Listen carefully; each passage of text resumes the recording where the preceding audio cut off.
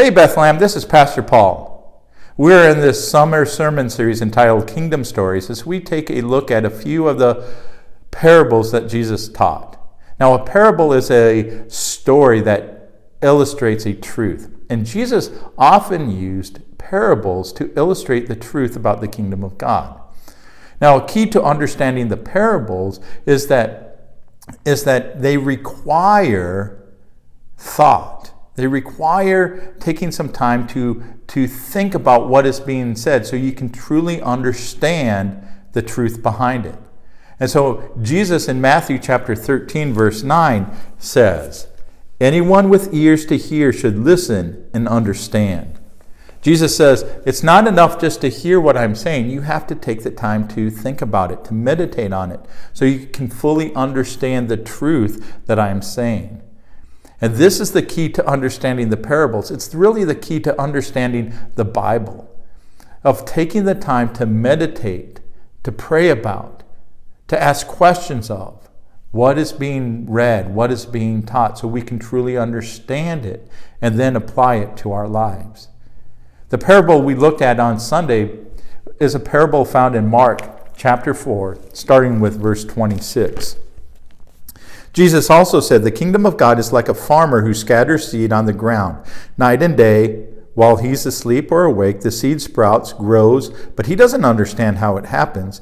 The earth produces the crops on its own. First a leaf blade pushes through, then the heads of wheat are formed, and finally the grain ripens. And as soon as the grain is ready, the farmer comes and harvests it with a sickle, for the harvest time has come." So Jesus tells us this parable, and he says that the farmer goes out and he sows the seed. The seed is the gospel. The seed is the good news of the kingdom, of God's kingdom.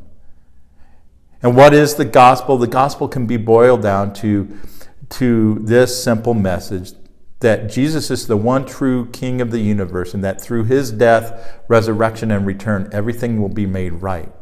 And so Jesus' kingdom, God's kingdom, grows as that message is proclaimed, as it is lived out.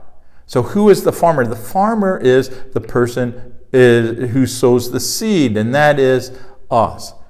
Because in the parable, the farmer doesn't understand how the kingdom grows. He just does his part, and he trusts God, just like any good Jewish farmer would, to bring the growth. And the point Jesus is trying to make here wants us to understand is that we are partners with God in building his kingdom. God has given us a responsibility to help his kingdom grow. We may not understand how it happens, but we don't need to know. All we need to do is go and do our part. And that requires faith. And so our big idea today is that we need to trust God to honor our work as we build for the kingdom. We need to trust that God will honor what we're doing. We may not understand everything. We may not understand perfectly the things that we need to be doing, but we need to trust God that when we go out with that motivation of building his kingdom, declaring the gospel, that he will honor that and he will bring the growth. And our challenge then is to ask God what you can do, what we can do to help make disciples. Because that's what this all comes down to, is that we need to make disciples. That's what Jesus has asked us to do. Thank you, Bethlehem, for listening.